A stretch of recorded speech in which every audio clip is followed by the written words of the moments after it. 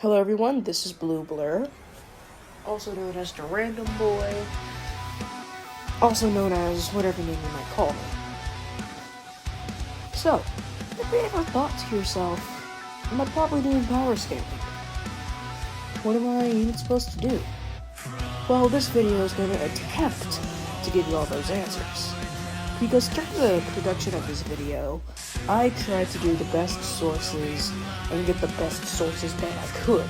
I tried to avoid character pages on Versus Battle Wiki because I didn't want... It has been exposed multiple times for being biased, and I just don't really know if I can trust it, and I don't want to get in any online drama. So, speaking of which, let's go over common mistakes. Except for this one. And this is something that I noticed before I actually watched his video. People take power at a face value. They think that it's the thing that decides a versus battle. But with things like Ghost Rider versus Spawn, they outright being proved wrong. Because sure, a character can be more physically powerful, faster, more experienced, more intelligent, but another character could have abilities that could possibly counter something or have more abilities, weapons, battle intelligence. Versus is not about just power. Yes, the main thing that decides versus debating is power scaling, but you have to split it into multiple categories. Death Battle does that.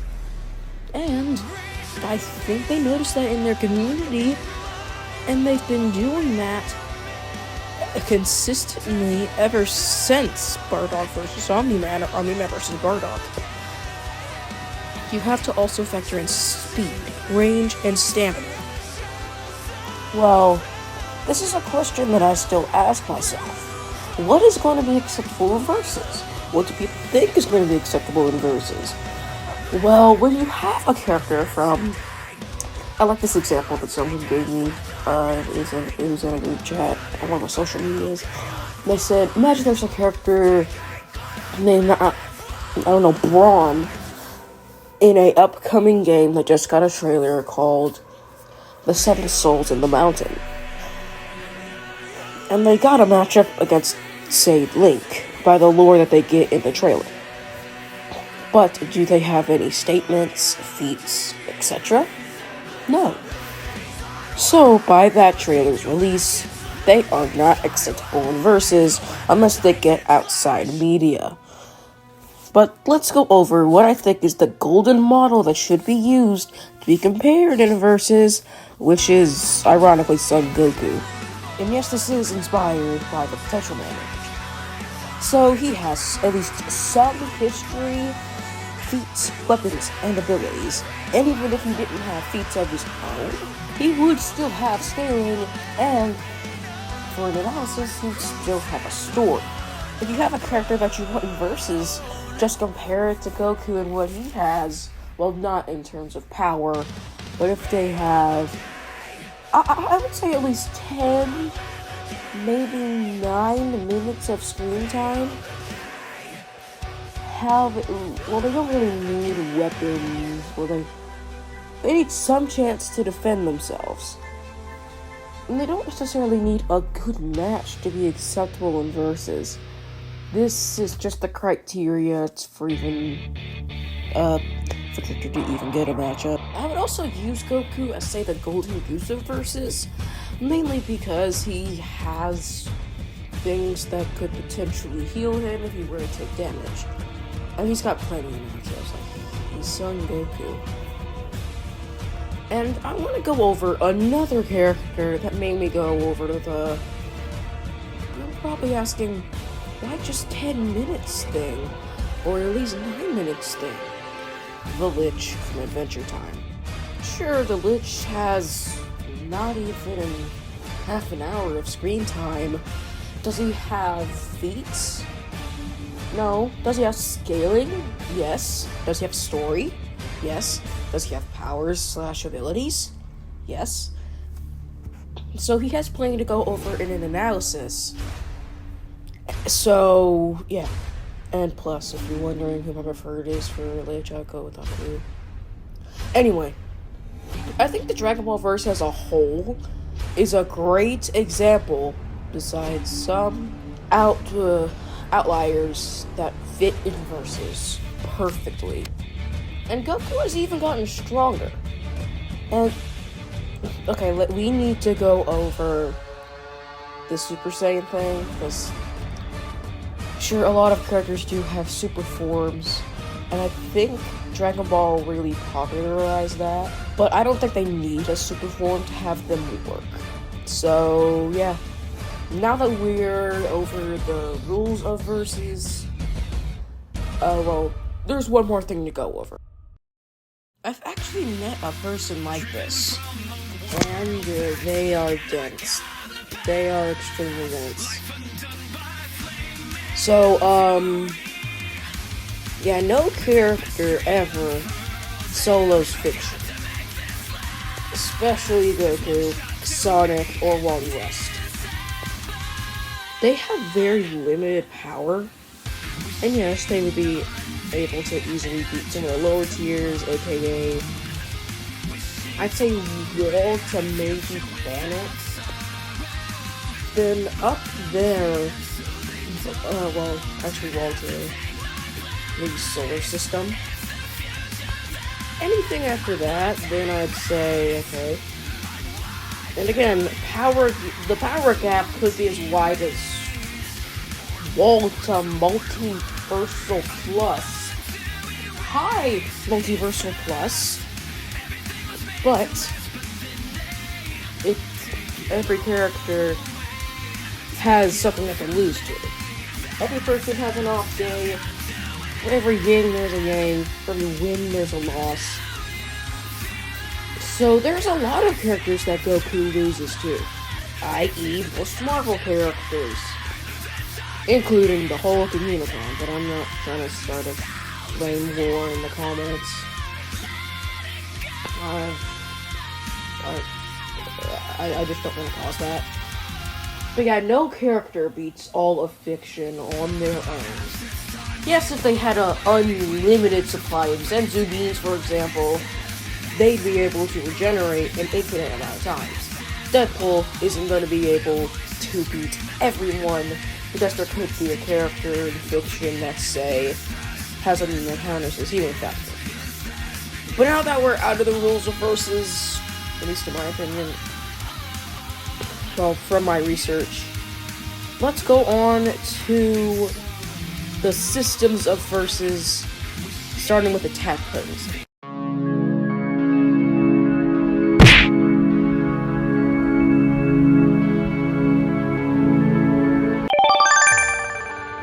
So we're going to be going for destructive capacity and attack potency together, because they're basically one and the same.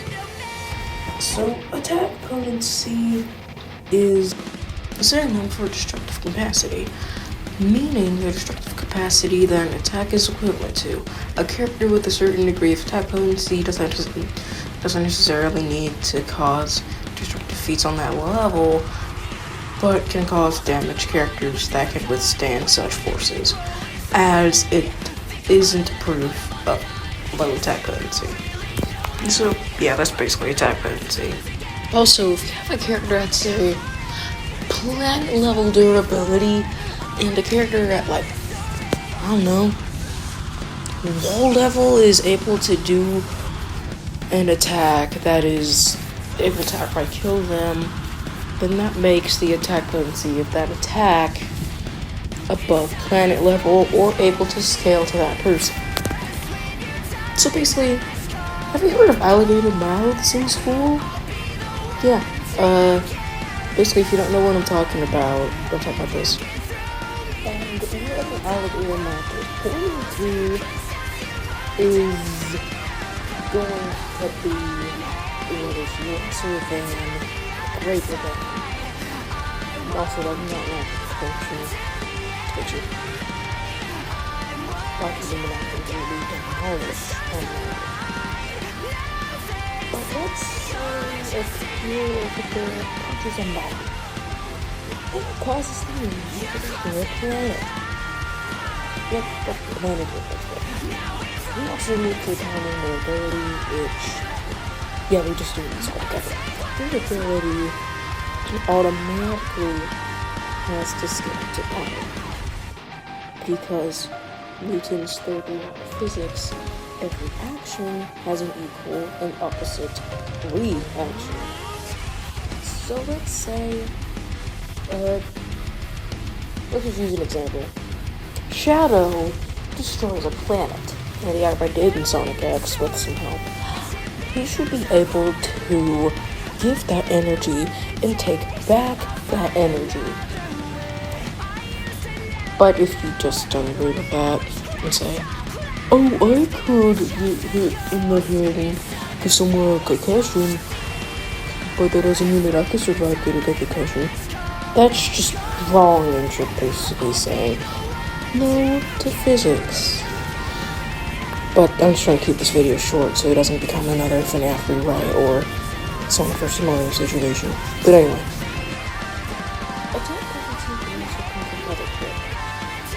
So say a character has no on-screen feats, what a character would do. Then is that the word? I read the name of it. A character with a solar system level durability feat. That's the highest feat they got.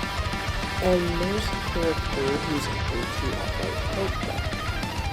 Let's just say the attack, which is solar system-y, didn't really require that much energy from it.